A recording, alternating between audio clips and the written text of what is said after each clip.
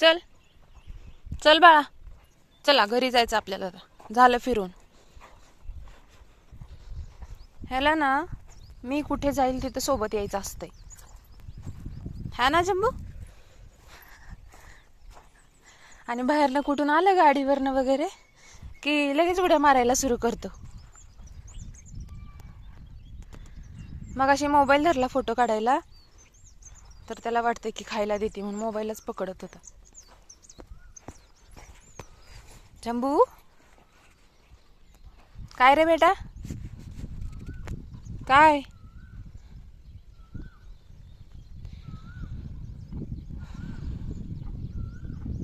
जे पण लोक रानात राहतात, बागा वगैरे आहेत, ज्यांची घरं आहेत रानातल्या वस्तीला,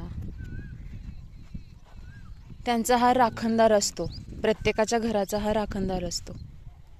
आणि इतकं प्रेम लावतो ना हा, म्हणजे माणसं पण एखाद्या आईचं आणि मुलाचं पण प्रेम कमी पडेल इतका हा प्रेमळ प्राणी आहे. तुमच्याकडे पण असेल असाच एखादा जंबू. जंबू,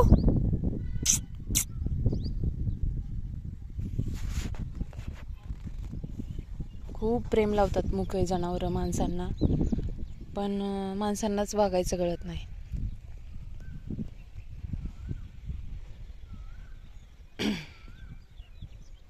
हे बघा, ही आमची बाग आहे दादाची आमच्या. असं फिरायला आलं ना सकाळी संध्याकाळी कधी पण येऊ द्या, तो मागेच असतो. तिकडून त्या घरापासून ना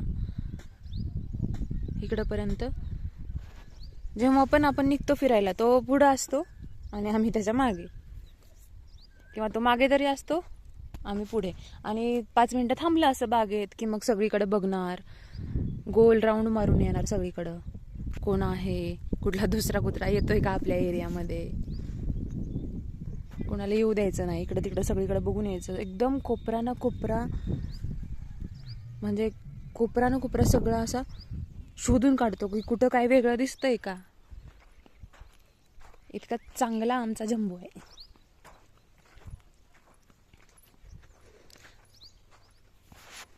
तुम्हाला जर माझे व्हिडिओ आवडत असतील तर नक्की लाईक, शेअर आणि सबस्क्राईब करायला विसरू नका.